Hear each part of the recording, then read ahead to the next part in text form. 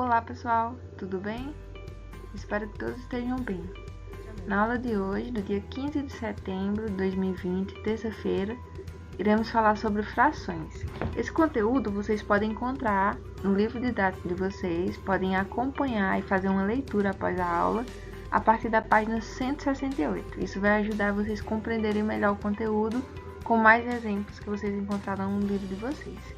Tá certo? Então vamos lá. Primeiro vamos iniciar com a definição. O que é uma fração? A fração é considerada parte de um inteiro que foi dividido em partes exatamente iguais. Então a gente vê, né, esses quadradinhos aqui, né? Ó. Temos o total 2, 3, 4, 5. Temos 5 quadradinhos. Desses 5, 3 estão destacados com a cor vermelha. Então, temos 3 quadradinhos destacados de 5. Então, 3 representa uma parte do todo, né? O total de quadradinhos são 5. Então, 3 representa... Esses quadradinhos vermelhos representam 3 de 5. Existem algumas ideias associadas à fração. Em que momento a gente vai utilizar a fração? A primeira ideia é fração como parte, todo. Então vamos ver esse seguinte exemplo. Felipe dividiu uma folha de cartolina em 4 partes iguais e pintou uma parte de verde. Ou seja, ele pintou uma parte das 4. Então observem aqui a ilustração dessa cartolina, certo? Que foi dividida em 4 pedaços. Todos esses pedaços aqui são de tamanhos iguais. E foi destacado, né, esse pedaço aqui com a cor verde. Foi destacado um pedaço do total de quantos? De 4. Assim dizemos que a folha de cartolina é a unidade ou todo, certo? Ou inteiro. E representamos a parte, pintada de verde pela fração 1/4. Quando a gente for representar uma fração, né, geralmente a gente vai ver no nosso livro o número e uma barrinha e um tracinho, certo? E abaixo vai ter o número. Do mesmo modo, a gente pode representar por essa barrinha, certo? Só passando um tracinho também. Isso também vai ser representação de uma fração. Aqui temos explicando a leitura, né, de uma fração, de como a gente pode representar ela. Então aqui, ó, 1 representa a parte, né, que foi selecionada do todo. Temos 4 pedaços, né, na qual 1 foi destacado. O 1 ele é chamado de numerador da fração e indica o número de partes pintadas. Então é aquela parte. Traço de fração, né, o tracinho vai ser representado por esse tracinho. E o 4 é o denominador. O número de baixo vai ser chamado de denominador da fração e ele vai indicar o número de partes iguais em que a folha foi dividida, ou seja, vai indicar o total de partes, certo? Então, só relembrando aqui, né, o número de cima, de uma forma mais formal, o número de cima vai ser o nosso numerador e o número de baixo vai ser o nosso denominador.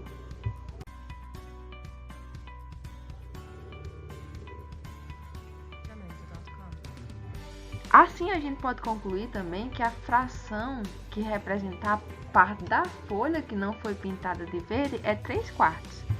Então, como a gente pode saber isso? A gente viu que tinha uma folha, a cartolina, certo? Ela foi dividida em 4 pedaços de tamanho iguais, tá certo? Aqui eu tô fazendo só essa representação, mas era de pedaços iguais. Uma foi pintada, então, para me representar a parte pintada, é 1 de 4. E para representar a parte que não é pintada, né, eu tenho 3 de 4. Tem 3 aqui do 4, que é o total. Então, o denominador nosso vai ser sempre o valor total, a quantidade total de seja lá o que for, né? Nesse caso aqui é o pedaço da cartolina, tá certo? Então, vamos lá. O numerador dessa fração, né, no caso da parte que não foi pintada, é o 3 e o denominador vai ser o 4, tá bom?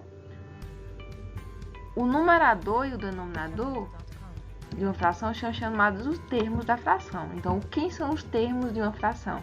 É o numerador, que é o número de cima, E o denominador, que é o número que vai ficar abaixo. O numerador representa uma parte e o denominador geralmente vai representar o todo.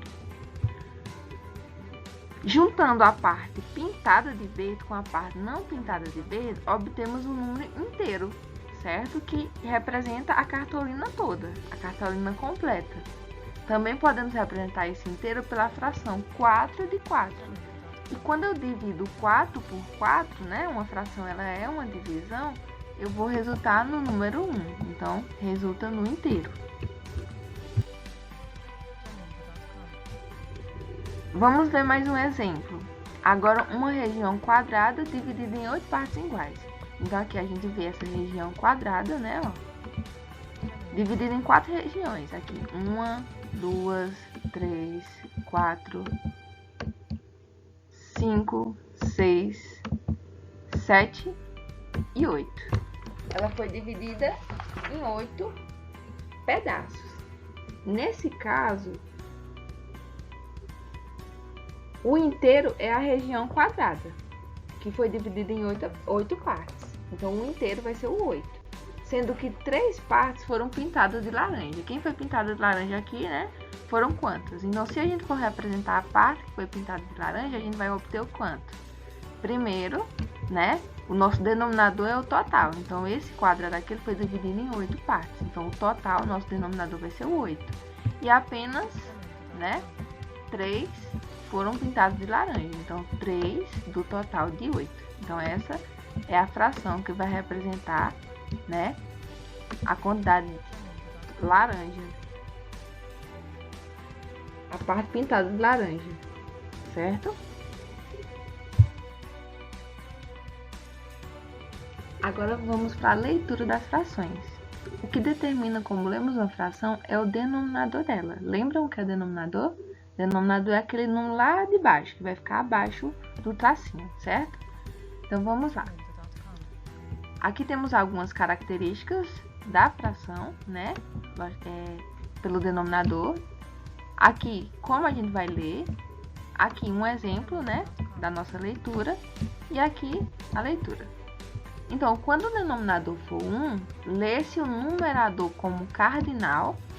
Cardinal é aquele número que a gente usa para nossa contagem normal. 1, 2, 3, a gente vai ler o número como ele é.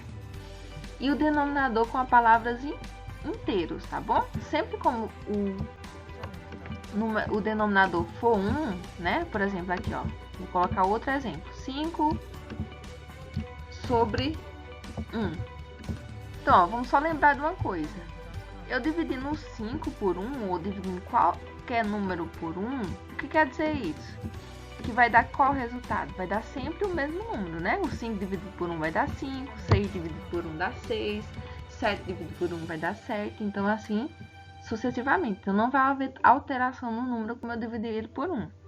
Desse modo, ele vai continuar inteiro, certo? Então, sempre quando o denominador for 1, eu vou chamar o número e chamar de inteiro. Então, 6 inteiros. Quando o denominador for 2, lê-se o numerador como cardinal, numerador é o número de cima, aqui, por exemplo, 7, e o denominador com a palavra meio. Quando a gente tem o denominador 2, a gente tem que lembrar que a gente está dividindo aquele determinada coisa por 2, está dividindo no meio, certo? Se está dividindo no meio, a gente vai chamar de... vai falar o número e vai chamar de meios. Nesse caso aqui vai ser 7 meios. Quando o denominador for 3, lê-se o numerador como cardinal e o denominador com a palavra terços. Sempre quando o denominador for 3, a gente vai ler o denominador com a palavra terços. Então, aqui a gente tem esse exemplo, ó, 4 terços, tá bom?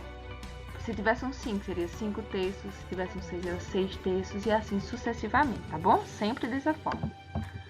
Denominadores. Quando o denominador for 4, 5, 6, 7, 8, 9 e potência de 10, lê-se o numerador como cardinal, ou seja, como no número normal, e o denominador como ordinal, na ordem.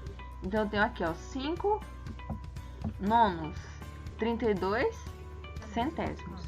Então, esse tipo de conteúdo vocês precisam praticar para vocês acabarem se acostumando com esses nomes e aprenderem, tá bom? É importante que vocês resolvam as atividades. E outros denominadores maior que 10. Lê-se o numerador como cardinal e o denominador como cardinal acrescido da palavra avos. Então, a partir do número 10, certo? Depois do número 10, a gente vai ler tanto o numerador como o denominador como cardinal, né? Do jeito que tá aí, 7, 20 e acrescenta avos. Tá certo? Então, vamos continuar. Segunda ideia associada à fração. Fração como razão. Então, João vende balões. Ele tem 7 balões, sendo que 3 deles são vermelhos. Então, 7 é a quantidade de balões total, certo? Tem 7 balões no total. Esse 7 ele vai ser o nosso denominador. E 3 é uma parte desses balões, que representa os balões vermelhos, certo? Então, eu tenho 3 de 7. Podemos também dizer que 3 em 7 dos balões são vermelhos, ou seja, 3/7 dos balões são vermelhos. Então, a gente já vai para a leitura. A gente viu lá, né? Como a gente lê. Então, 3/7 são balões vermelhos. A fração 3/7 expressa uma comparação dos números naturais. 3 e 7, ou seja, uma razão entre o 3 e o 7. Então, a gente vai pegar uma parte, né, para representar essa quantidade. A gente vê que tem 3, uma parte do total.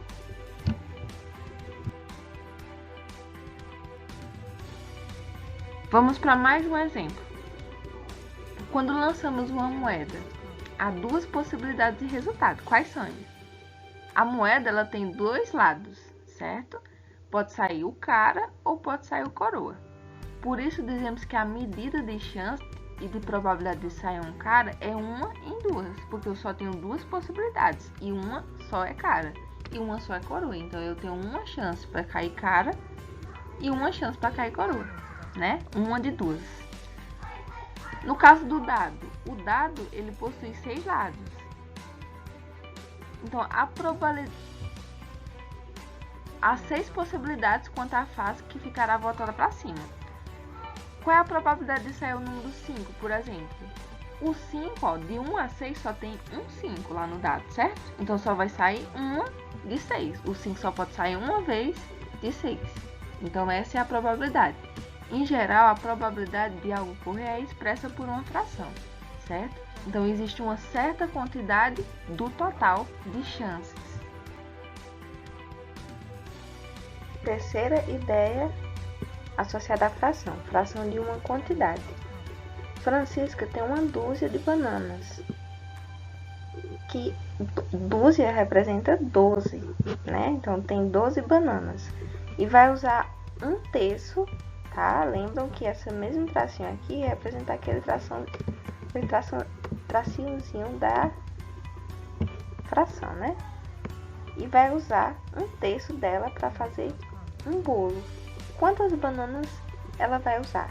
Então, ó, representa que ela vai usar uma banana de 3, certo? Então,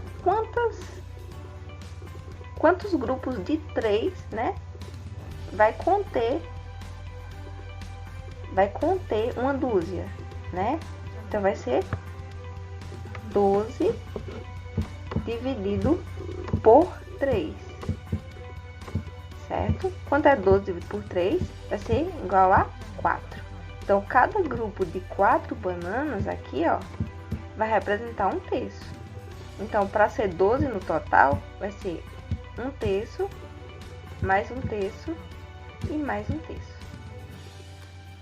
Né? Então, cada grupinho aqui vai ter 4 para dar 12 no total. E a quarta ideia associada à fração. Fração como quociente. A gente vai lembrar dessa palavrinha quociente, né?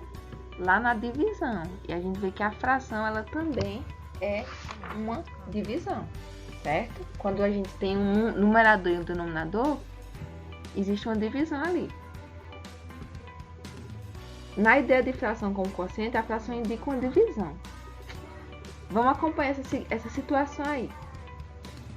Se eu divido uma região quadrada em 4 partes, né? A gente tem essa região quadrada aqui no meio, ó. Foi dividindo em 4 partes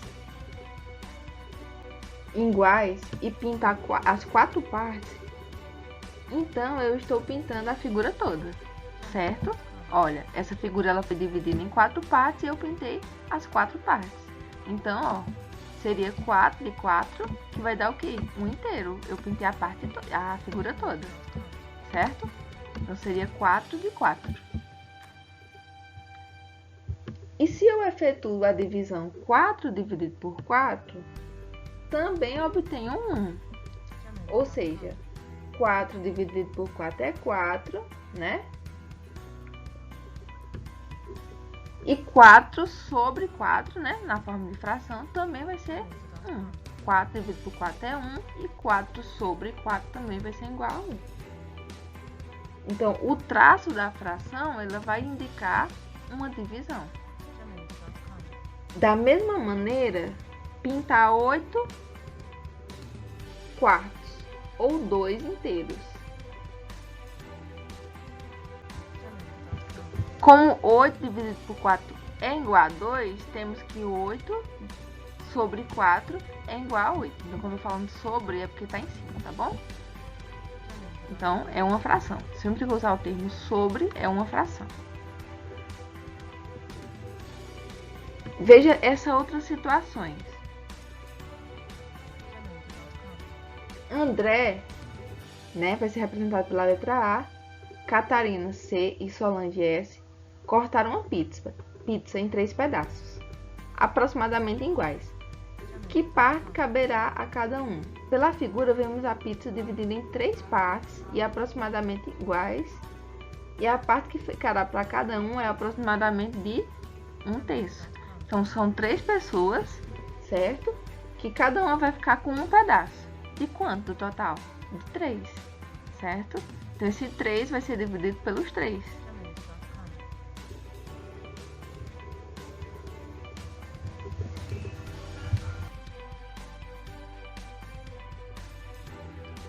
Na aula de hoje, a gente viu a ideia de fração, algumas situações em qual utilizamos a fração, né? E, consequentemente, alguns exemplos.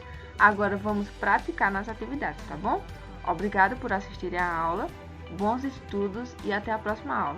E se vocês puderem, continuem em casa para a gente combater essa pandemia e logo a gente tá de volta na escola. Boa tarde, pessoal, bons estudos e qualquer dúvida, só chamar no WhatsApp, tá bom? Tchau!